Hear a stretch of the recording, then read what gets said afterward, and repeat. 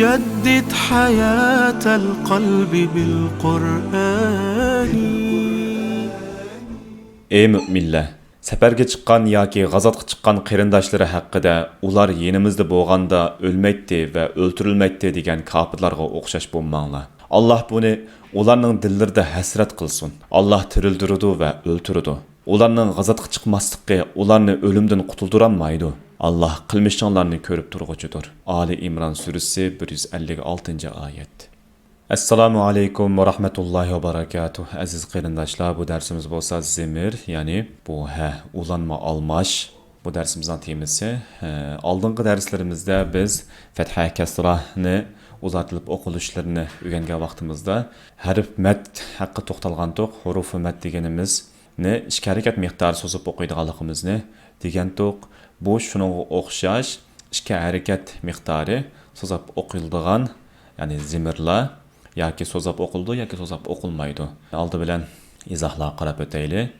Kalimalarning oxiriga qo'shilib kelgan ya'ni zemir ulanma almash deb ataladi. Kalimalarningki oxiriga qo'shilib keladi. Bu kalimalarningki o'ziga oid emas. Zemir o'zidan oldin yoki keyin kelgan harflarning ahvoliga asosan uzun yoki qisqa o'qiladi. Biz bu darsimizda uzun yoki qisqa o'qiladiganligi bu ikki zemirhaninki ulanma almashning uzun yoki qisqa o'qiladiganligini o'rganib o'tamiz. So'zlarga ulanib kelgan kishilik almash, ya'ni oldidagi harfga ulanib kelganda bu shaklda yoziladi. Ya'ni bu harfi aslidagi so'zning bir qismi bo'lmay, balki uchinchi shaxs erlikni bildiradigan ulanma almash bo'lib, kasrah yoki dammahlik keladi. Kasra yoki dammahlik bu ikkisi diqqat qilinglar, fathalik kelmaydi. Kasra yoki dammahlik keladi. Bu ulanma almash harakatlik ikki harfning, ya'ni ikki harf deganimiz, harakatlik deganimiz fatha kasra dammahni ko'rsatdi. İki harfning orasida kelsa muayyan miqdorda so'ziladi. Bu xil so'zish ulanma mat, ya'ni maddus sila deb ataladi.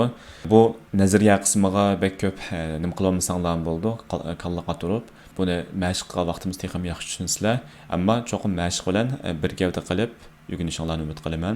Harakatlik ikki harfning orasida kelgan kishilik almash, haning kaynidagi harf, ya'ni bu haning kaynidagi harf hamzidan boshqa harf bo'lsa, ya'ni bu hamziningki butun turlari bu hamza, bu harakat kelgan vaqtida hamza deyiladi, bu a deyiladi, bu i deyiladi, bu i deyiladi, bu u deb o'qiladi. Bularning hammasi hamza. Hamzadan boshqa harf bo'lsa ikki harakat miqdori so'zildi. Bu kichik ulanma mat, ya'ni maddus silatu sughur deb ataladi. Ya'ni kichik ulanma mat deb ataladi. Buni ikki harakat miqdori so'zib o'qildiganimizni. Darsimizning temasi ulanma almash. Buningki ikki harakat miqdori so'zilib, me'yarnim dedik, uzun dedik. Uzun deganimiz ikki harakat miqdori. Bu dars o'rganganimiz uzun o'qilishi ikki harakat miqdori so'zib o'qiladi. Bu bo'lsa mushu. Shu maddus silatu sughur. Ya'ni kichik ulanma almash mat. Ikki harakat miqdori so'zli qisqa o'qildigani qisqa o'qiladi. Unda da uzatilib o'qilishi qarayli. Oldidagi harf harakatlik bo'lganda, harakatlik deganimiz fatha kasrahdan mahni ko'rsatdi. Harakatlik bo'lganda harfi uzatilib o'qiladi. Qaranglar, misollarmi bor. Oldidagi harf harakatlik inna. Bu yerda nunni pochilsaq, boshdagisi sokinlik, keyingisi harakatlik, ya'ni fathatdi. Shundami? Shunglashqa bu uzatilib o'qiladi qoida bo'yicha. Ya'ni harakatlik bo'lganda uzatilib o'qiladi. Innahu kana dedik. Bu yerdagi huni ikki harakat miqdori. Hu kana dedik. Buni ko'rsatdi aslida. Ikki harakat miqdori so'zaldi. Oxir qarayli. Kasrah harfda tik kasrah yoki hamza belgisi qo'yiladi. Kasrahli harfda bu yerga misolga bermabdiman, ammo dammahlik kelganda ta'tur pash, qaranglar. Bu yer ta'tur pash kelgan vaqtda yana so'zab o'qilishni, bu yerda uzatilib o'qilishni ko'rsatadi bu zemirni. Ikki harakat miqdori uzatib o'qiymiz ta'tur pash. Uningdagi yoki harfning yeniga kichik vav belgisi qo'shilish orqali ifodalanadi. Qaranglar, kichik vav kepti. Bu qo'shilish orqali mi ifodalanadi yoki bunda kelmaydigan holatdimi? Ya'ni uzatilib o'qiymiz. Buni mashqda texim yaxshi ko'rsizlar. Buni o'qib beray. Innahu oldidagi va keyindagi harf nima? Fatha. Shunglashqa bu ikki harakat miqdori so'zaldi, ulanma almash. Ondan keyingisi bi'ibadihi khabiran basiran te. Bu yerdeki dal bo'lsa kasra, ya'ni harakatlik. Bu yerdeki keyindikisi bo'lsa kha, bu mu harakatlik, fathalik. Şuna bu mu ikki harakat miqdori so'zildi. Bi'ibadihi deb ikki harakat miqdori so'zlab o'qiymiz. Qaranglar, bu mu fa ummuhu hawiyatun. Qarasak, mimni parçalasak, mim başta sakinlik mim, ondan keyin dammahlik mim parçalandı. Onda da bu yerdeki yani zemir ulanma almaşdan oldidagi harf harakatlik va dammahlik. Shundami? Dammahlik bo'lganligi uchun keyindagi harfmi harakatlik bo'lganligi uchun ikki harakatning orasidagi so'z tutdik. Shundami? Onda da bu nima dedik? Hu deb ikki harakat miqdori so'zlik. Buni qanday o'qiymiz? Fa ummuhu hawiyatun dedik. Oldidagi yoki keyindagi harf sakinlik harf bo'lsa, qaranglar, oldidagi yoki oldidagi bo'lmay qolsa, keyindagi sakinlik harf bo'lsa, ha harfi qisqa o'qiladi. Ikkisidan qaysi biri sakinlik bo'lsa, ammo her ikkilisi hareketlik bo'lgan bo'lishi kerak, bu uzartılıb o'qiladi. Hareketlik bo'lmay, oldidagi yoki keyindagi har qaysi biri sakinlik bo'lib qolsa, bu chaqda bu qisqa o'qiladi. Oldidagi harf mad harflari, ya'ni alif, vav, ya yoki sakinlik bir harf bo'lsa, ha harfi qisqa o'qiladi. Buni misollarda to'xtalamiz. Zimirdan keyin, ya'ni hadin keyin demakchi, sakin yoki shaddi kelsa. Sakin kelsa yoki shaddi kelsa. Sakin kelsa bu yerda qoida bo'yicha sakinlik kelsa qisqa o'qiladi. Shaddi deganlik, qaranglar, shadda. Shaddininki parchalgan vaqtimizda sakinlik bo'lib parchalanadi, shundami? Shunglashqa bu sakin deb qabul qilingancha yana qisqa o'qiladi. Oldidagi harf harakatlik bo'lgan taqdirdami? Oldidagi harf harakatlik bo'lsa-mu, ha harfi yana qisqa o'qiladi. To'xtaganda sakinlik qilib to'xtaladi, so'z olmaydi. Agar bu yerda to'xtab qolsak, vaqf qilib qolsak, vaqf keyingi darsimizning temasi, uni vaqf qilib qolsak, bu chaqda bu so'z olmay, sakinlik bo'lib to'xtaladi. Askartish, Qur'onda yuqori qoidalarga bo'ysunmaydigan ikki joy bor. Ular bo'lsa, Zumar surasining 8-oyat bo'lgan va in tashkuru yardahu lakum. Asli qoida bo'yicha bu yerdagi dot harfi nima keldi? Fathalik. Keyingi, ya'ni zimirdan keyingi harfmi? Lam, ya'ni fathalik keldi. Asli qoida bo'yicha bu so'zilish kerakdi. So'zilish kerakdi, faqat Qur'onda bu qoidaga bo'ysunmaydigan Zumar surasida boyaqa degan so'zilish yoki so'zilmaslik qoidasiga bo'ysunmaydigan ikki dona oyat bor. Boshqa oyatlar yo'q. Boyaqa qoidamizga mush oyat tushmaydi. Her zaman qoidalarda nima bor? Istisno mavjud. Shunglashqa bu istisno bir oyat. Buni o'qigan vaqtimizda so'zmaymiz. Yarallohu lakum deb o'qiymiz. Yarallohu lakum. Asli qoidada yarallohu lakum deyiladi, ammo bu istisno so'zalmaydi. Yarallohu lakum. Keyingi misol Furqon surasining 69-oyati. Bu oyat yudha'af lahul azabu yawmal qiyamati va yakhlud fihi muhanan deb o'qiladi. Bu yerda asli qoida bo'yicha ya, qaranglar, sakinlikda. Qoidada nima degan to'q? Sakinlik kelib qolsa, oldidagi yoki keyindagi harfning qaysi birisi sakinlik kelib qolsa, bu qanday bo'ladi? So'z olmaydi. Ammo bu yerda so'zab o'qiymiz. Boy degandek bu istisno bir oyat. Buni o'qigan vaqtimizda fihi muhana. Asli qoida bo'yicha bo'lganda fihi muhana deb o'qiladi. Ammo istisno oyat bo'lg'achqa fihi muhanan deb o'qidik. O'zartilib o'qilishiga o'rnaklar qaraylik. Ma havlahu. Bu uzartilib o'qiladi. Bu misollarning hammasining keyindagi harflar harakatlik bo'lg'achqa hammasi uzartilib o'qildi. Harakatlik bo'lgan misollarni ba'dan bu yerda uzilib qoldi. Keyindagi harfga qarashimiz kerak albatta. Ammo keyindagi harflarning hammasi hareketli harfler. Şun xatircem uzatıp okuyuversanlar boludu. Ma havlehu. Yani bir qitim o'qib beraman. Ma havlehu. İki hareket miqdori so'zitdik. Keyingisi bo'lsa nabadahu. Mana ergishib o'qinglar. Yani bir qitim o'qib beraman. Nabadahu. Zani tishlashni unutib qolmanglar. Keyingisi robbahu. Əmdə bu şəddilərini toxtulup ayrım bunu bunda oxuyumuz, manda paşlayımız demedim. Çünki aldınqı iki dərsimizdə nəhayət obdan məşqlər bilən, misallar bilən düşəndürüb ötdük. Şuna artıq toxtalmayım. Rabbahu.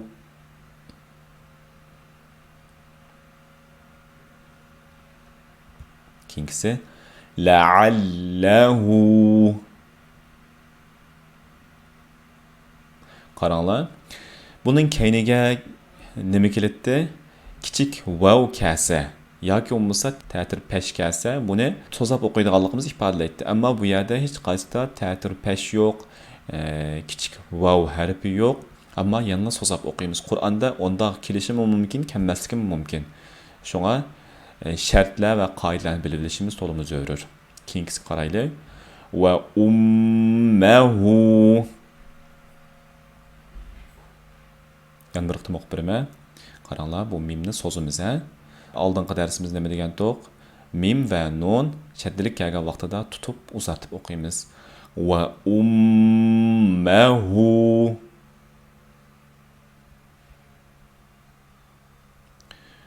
Keyingisi buningda yana shaddilik nun var ekan, diqqat qilinglar. Innahu bihim. Qaranglar, oldidagi harf nima? Nun fethali, keyingi harf ba kasrahliq sho'lashqa. Innahu bihim deb uzatib o'qidik. Keyingisi ayumsikuhu.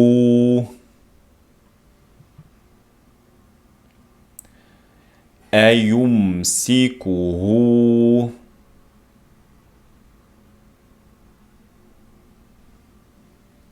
Keyingisi wa hamluhu.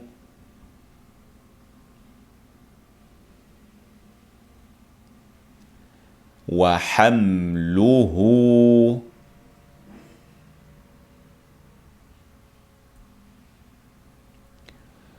Wa fisaluhu.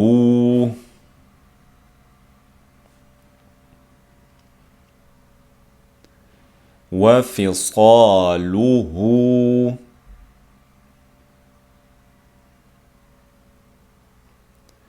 وجنوده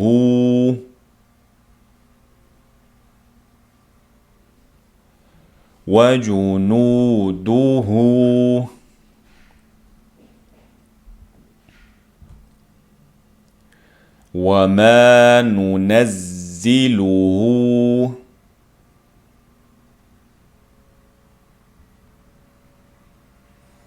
وما ننزله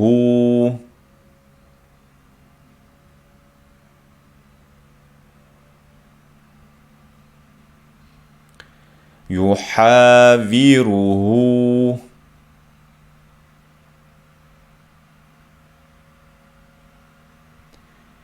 يحاذره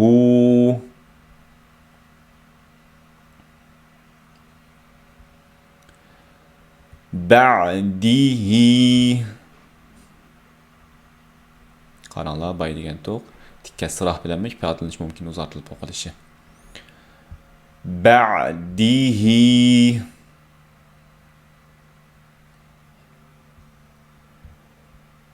Yahdi bihi.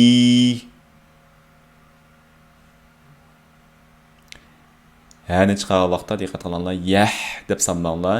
Yahdi bihi.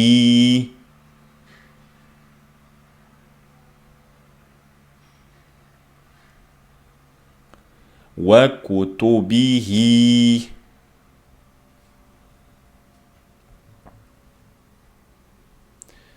وكتبه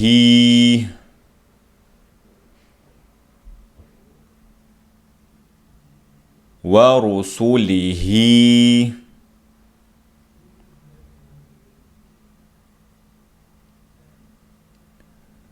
ورسله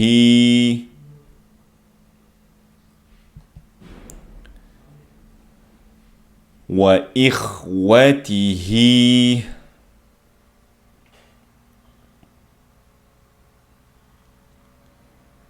وإخوته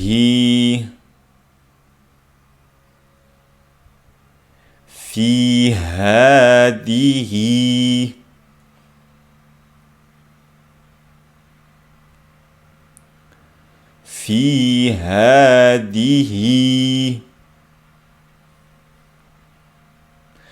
Bulardan başqa uzartıb oqulduğan miyə qaranlar, elə istisna deganimiz fihi muhana degan ya. Muşya uzartıb oquymiz. Əmdi uzartılmay qısqa oqilishi abahu. Yəni bir qitim. Abahu. Akhahu. أخاه ومأواه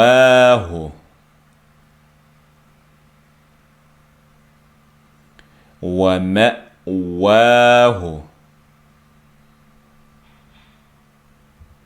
جعلناه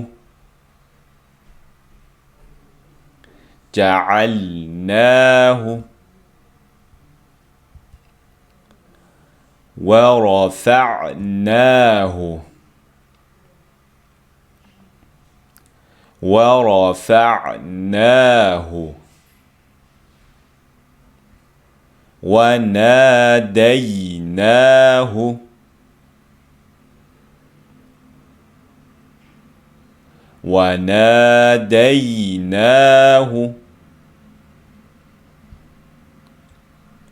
وجاعلوه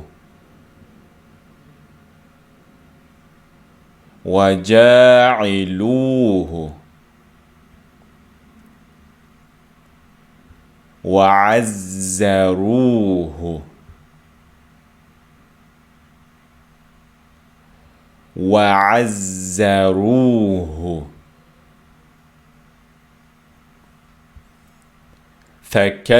فكذبوه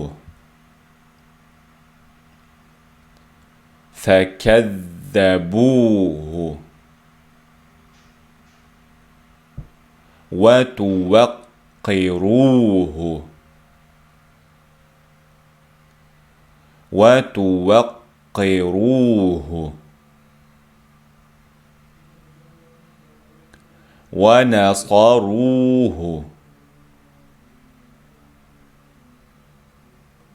ونصروه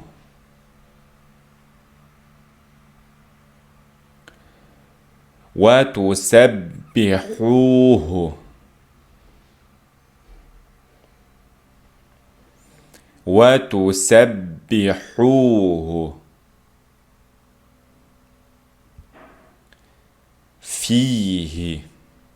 فيه kelganki faqat bir yadla fihi muhana bayas ketgan istisno bo'lgan yadla so'zildi boshqa yerda fihi so'zilmaydi fihi liabihi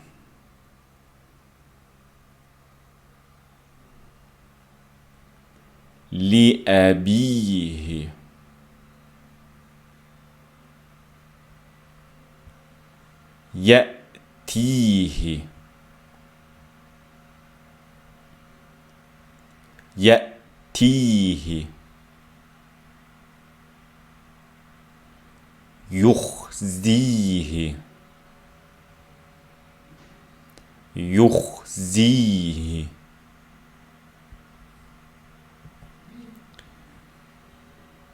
أخيه أخيه نوحيه نوحيه إليه إليه عنه qaranglar hammamizda oldida sakin bor qoida nimitdi oldidagi harfninki qaysi birisida sakin bo'lsa bu so'zalmaydi anhu minhu minhu qisqa o'qilishda faqat oldidagisi emas keyindagi harfga qaraymiz keyindagi harfda agar sakin yoki shadda bo'lsa yana o'xshash qisqa o'qiladi alayhi عليه لدنه لدنه وأشركه وأشركه bu yerda qisqa o'qildiganlar qarasak bu yerda istisno bo'lgan yarullohu lakum yarullahu bu muddahu qarasak bu yerda sakin oldidimi yo'q keyindimi yo'q ammo bu qisqa o'qiladi bu istisno buni unutib qolmanglar yarullahu lakum faqat bir yadil chiqadi bu yerdagi fihi da so'zilishi faqat bir yadil chiqadi hamda qaranglar qisqa o'qilishiga uzatilmay o'qilishiga yana o'rnaklar bu yerda keyingi harf boy degan to'q oldidagi harf sakinlikda hamda bo'lsa keyingi harf sakinlik lahul huda yana bu mu uzatilmadi qo'shib berdik bu yerdagi alif tushib qoladi agish boqinglar lahul huda keyingisi lahuddina bu yerda dal shaddalik oldi bilan dalning sakinlik holati bo'ladi shunglashqa sakin bo'lganligi uchun keyindagi harf bu mu yana uzatilmadi lahuddina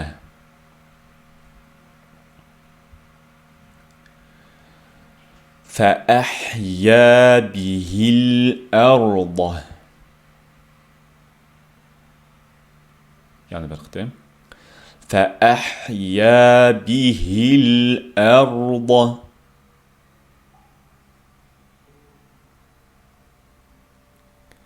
به الرحمة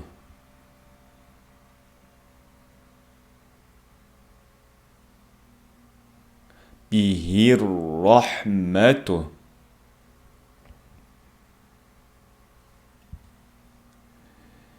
بيده الملك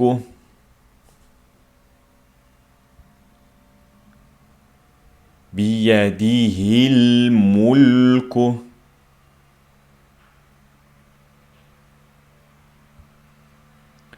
له اتق الله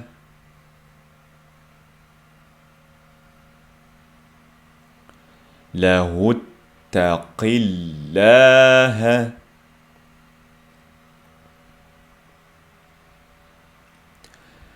له الملك له الملك به الزرع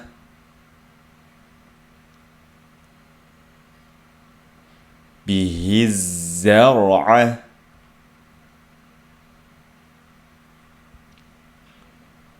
تحمله الملائكة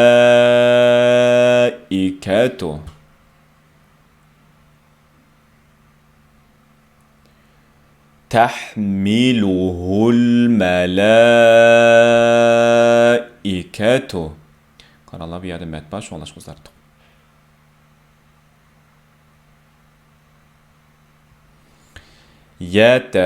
يتخبطه الشيطان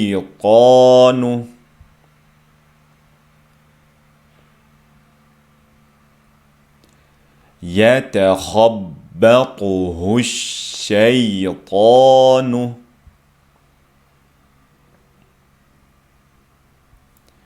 لا تدركه الأبصار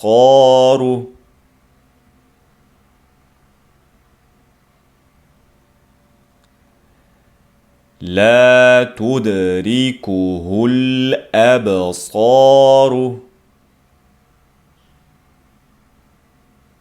Bu yerda qalqala qilinadigan harflar bor. Qalqala biroz ab deb qalqala qilib o'qishinglar kerak. İlgirki darslarda o'rgangandik. أخرجه الذين كفروا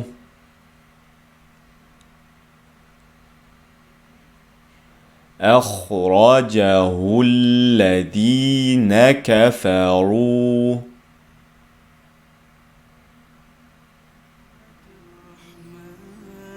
Bugünkü dersimiz müşahigicha bo'ladi. Keyingi dersimiz bu darsning mashqi. Bu darsni yaxshi o'zlashtirishinglarni umid qilaman. Keyingi darsgacha omon bo'linglar. Assalomu alaykum va rahmatullohi va barakatuh. وبه اعتني واحذر